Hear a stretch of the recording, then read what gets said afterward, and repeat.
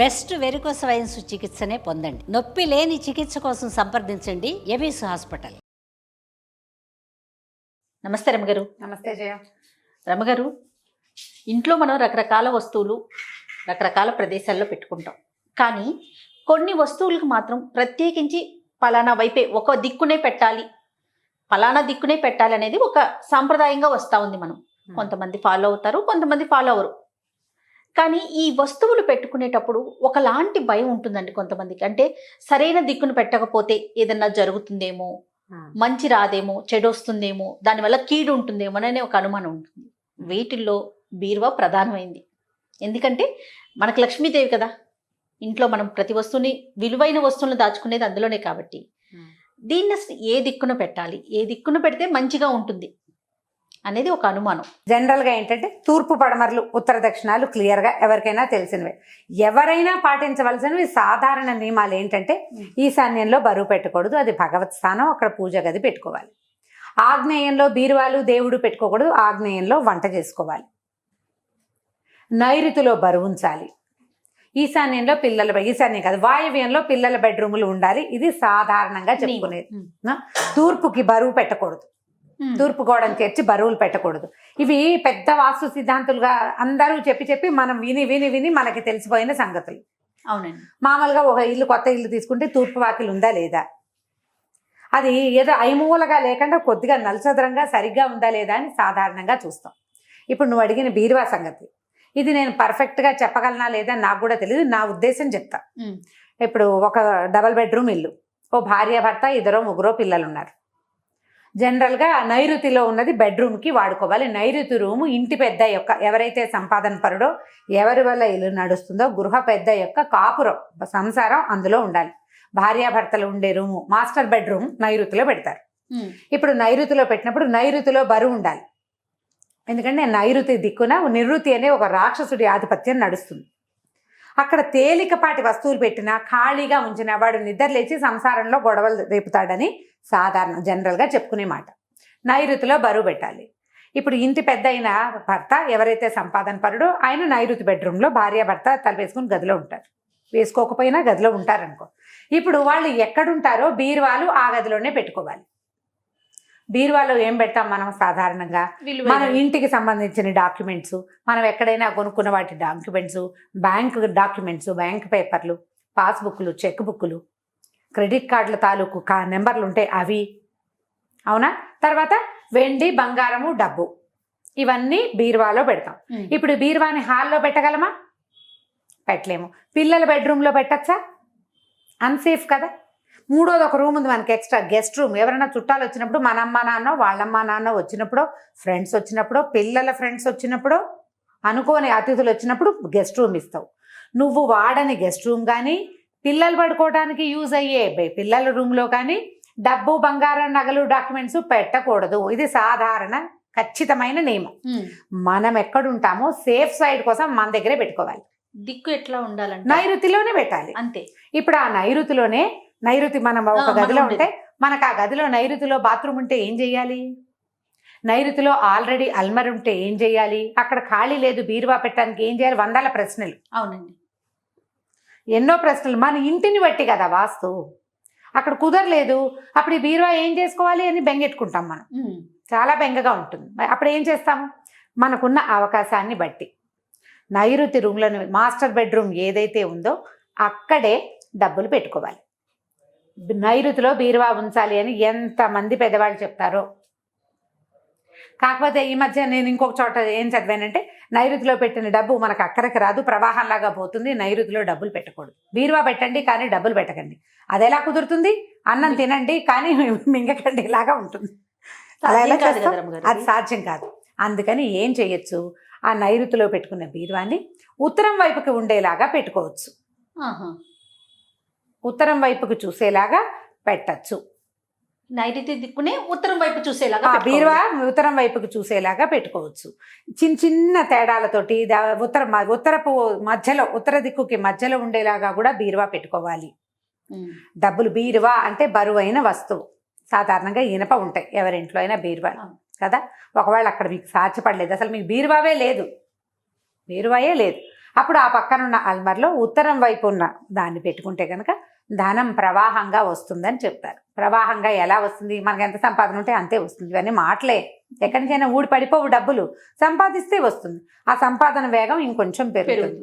అక్కడి నుంచి మనం ఇంకొకటి చేస్తాం. సాధారణంగా ఏం చేస్తుంటాము? బయట నుంచి వస్తామా, ఓ 10, 20, 30 పాతిగా చిల్లర ఉంటాయి, ఓ పక్కన పడేస్తుంటాం. అవునండి, పక్కన పడేస్తాం. చాలా మందికి, మా ఇంట్లో కూడా మా పిల్లలకి 2-3 టీపాయిలు ఉంటాయి, ఒకడక్కడ ఒకడిక్కడ పెడుతుంటారు, అందులో నుంచి తీస్తూ ఉంటారు. ఆడవాళ్ళకి అంటే నాకు లేదు కానీ సాధారణంగా కిచెన్లలో ఎక్కడైనా అందుబాటులో పెట్టుకుంటారు. ఈ పద్ధతి మానేసేయండి. డబ్బు ప్రవాహంగా రావాలంటే దానికి ఒక నియమమైన ప్లేసు. డబ్బు అంటే లక్ష్మీదేవి, ఆమెని ఎక్కడ పడితే అక్కడ పారేయకూడదు. పావుల కింద పడితే ఏం చేస్తా, పోతే అనుకుంటామా? మనగానే పోనీ మన డబ్బులు పడ్డాయి అనుకో, మన ఎదురుకుండా ఎవరో ఒక ఆవిడ వస్తుంది, మందే చేజారి రూపాయి పడింది, ఆవిడ వంగినా తీసి కళ్ళకద్దుకుని మన చేతిలో పెడుతుంది కదా. అంటే చాలా గౌరవించవలసిన వస్తువు ఏది? డబ్బు. డబ్బు లక్ష్మీదేవి. ఎడం చేత్తో పెట్టద్దు, ఎక్కడ పడితే అక్కడ పెట్టద్దు. మీ బీరువా ఎక్కడున్నప్పటికీ మీకు దిక్కులు కుదరకపోతే బెంగ పెట్టుకోవద్దు. అందుకు చెప్తున్నా ఈ పాయింట్. బీరువా మీద పూర్తి దిక్కు క్లారిటీ మీకు వచ్చిందని నేను అనుకోవటం లేదు. క్లారిటీగా చెప్పినట్టు నాకు కూడా అనిపించట్లేదు. నేను చెప్పగలిగేది అదే, మీ ఇళ్లకు ఉన్న అవకాశాన్ని బట్టి. బట్ డబ్బుల్ని ఏం చేయాలి? 2 డబ్బులు, బంగారం, ఈ రెండిటి గురించి సాధారణ జనాలకు చెప్పే మాట అన్నమాట ఇది. చిల్లర వేయడానికి ఖచ్చితంగా ఒక వస్తువు పెట్టుకోండి. ఎవరైనా ఆడమగ పిల్లమేక అందులోనే వేయాలి. చిల్లర అక్కడి నుంచే తీయాలి. ఆ చిల్లర వేసేది వంటింట్లో, బెడ్రూమ్లో లోపల కాకుండా హాల్లో నుంచి మనం వెళ్ళంగానే కుడి చేతి వైపు ఉన్న ఒక దీని మీద పెట్టుకోండి. ఎడం వైపు ఉన్న వాటి మీద పెట్టద్దు. లోపల గదిలోకి వెళ్ళదు, హాల్లో నుంచి లోపలికి వెళ్ళావు, గదిలోకి లోపల ఇంట్లోకి ఎంటర్ అయ్యావు, కుడివైపున ఉన్న ర్యాకులు కానీ, కుడివైపు ఉన్న టీపాయ్ కానీ, కుడివైపు ఉన్న రూమ్లో కానీ కనపడే చోట ఒక పాత్ర పెట్టి అందులో చిల్లర వేసుకోండి. 10 నోట్లు కూడా, చిల్లర కూడా అక్కడే ఉంచండి, అందులోంచి తీయండి. కుడి చేత్తో పెట్టాలి, ఎడం వైపు కాదు. అక్కడ పెట్టింది చక్కగా వస్తుంది, చక్కగా వెళ్తుంది, వేస్ట్ అవ్వదు. డబ్బుకి ఒక ప్రత్యేకమైన ప్లేసు మీరు పెట్టుకున్నారు, అందులో మీ శ్రద్ధ ఉంటుంది. లక్ష్మీదేవి వీడికి బుద్ధి ఉంది, శ్రద్ధ కూడా ఉంది, వీడితో ఉండాలి, వీడితో మళ్ళీ రావాలని భావిస్తుంది. మీరు కనుక అలవాటు చేసుకుంటే, ఇప్పుడు నాకు అలవాటు అయితే నా పిల్లలు కూడా కుడివైపే పెడతారు. మా ఇంట్లో జనమంతా చేస్తే రేపొద్దున నా పిల్లలు వాళ్ళ సంసారాలు వచ్చినప్పుడు కూడా కుడివైపే చేస్తారు. ఇవి తల్లులు చేయవలసిన మ్యాటర్. ఒక చక్కటి పాత్ర, ఒక డబ్బా ఏర్పాటు చేసుకోండి. ఆ డబ్బాలోనే వెయ్యాలి, డబ్బాలో నుంచే తీసుకోవాలి. ఇది నెంబర్ 1. డబ్బు నిలవడానికి 2వ ఉపాయం, బంగారు వస్తువుల్ని ఎప్పుడు మంచం మీద పెట్టద్దు. నాకు కూడా ఉంది ప్రాక్టీస్. నల్లపూసలు గొలుసేసి దిండు కింద పెట్టుకుంటాను నేను. రాత్రి పడుకున్నప్పుడు గుర్తొస్తుంది, గుచ్చుకుంటుంది నిద్రలో, అప్పుడు తీస్తాను. అస్సలు చేయొద్దండి. నల్లపూసలు కానీ సూత్రాలు కూడా తీసి పెట్టేవాళ్ళు ఉంటారు, వంకి తగిలించే వాళ్ళు. మా చిన్నప్పుడు అలా చెప్పేవాళ్ళు, వంకి తగిలిస్తారు. వంకెలకి ఎవరు తగిలించారు ఓపెన్గా, కానీ స్నానానికి వెళ్ళేటప్పుడు, తర్వాత రాత్రి పడుకున్నప్పుడు మెళ్ళలో గుచ్చుకుంటుందనో, చెవి కమ్మలు గుచ్చుకుంటున్నాయనో తీసి దిండు కింద పెడతాం కదా, అస్సలు చేయబోకండి. ఆ పని చేయొద్దు. డబ్బులు, బంగారం రాదు మనకి. మనకు అవసరం ఏంటి? ఒకటి డబ్బు, రెండోది బంగారం. అవే కదా మన ఇవి మెయిన్. ఎక్కడ పెట్టాలంటారు? వీటిని ఖచ్చితంగా కుడివైపు ఉన్న ర్యాక్లో పెట్టుకోండి. బెడ్రూమ్లో, మీరు బెడ్రూమ్లోకి ఎంటర్ అవ్వగానే ఎడం వైపు మీకు అల్మార్లు ఉన్నాయి, చాలా ఎడం వైపే ఉన్నాయి, కుడివైపు లేవు. ఒక చిన్న టీపాయో, ఒక స్టూలో, ఒక ర్యాకో చిన్నది అరేంజ్ చేసుకోండి. తాత్కాలికంగా పెట్టిన వస్తువులన్నింటినీ కుడివైపు ఉన్న ర్యాక్లో పెట్టే ప్రాక్టీస్ చేయండి. స్నానానికి వెళ్తూ బాత్రూమ్ పక్కన ఉన్న ర్యాక్లో, ఒకటి బాత్రూమ్ దగ్గర కానీ, లేకపోతే బెడ్కి పక్కన కానీ, బెడ్స్కి పక్కన చిన్న చిన్న స్టూల్స్ ఏర్పడతామా, గుర్తుపెట్టుకుని వాటి మీద పెట్టడం, వాటి మీద నుంచే తీయటం. పొరపాటును కూడా మంచం మీద పెట్టద్దు. డబ్బులు కానీ బంగారం కానీ 2 మంచాల మీద పెట్టకూడదు. పెడితే లక్ష్మికి నచ్చదు, అవి నిద్రపోతాయి. ఇంకో వస్తువుని రమ్మని పిలవ్వు. అయినా మాకు వాళ్ళంత బంగారం ఉందండి, నేను ఎప్పుడు మంచం మీదే పెడతానంటే మీరు చాలా పొరపాటు పడుతున్నట్టు. మీ దగ్గర ఉన్న చాలా బంగారానికి త్రిబులైనా మీ దగ్గర ఉండొచ్చు. మీరు మంచం మీద పెట్టడం వల్ల అక్కడే అయిపోయింది అది. మీ దగ్గర 100 కాసులు ఉన్నా కూడా 200 ఉండొచ్చు మీకు. 100% ఇది పాటించండి.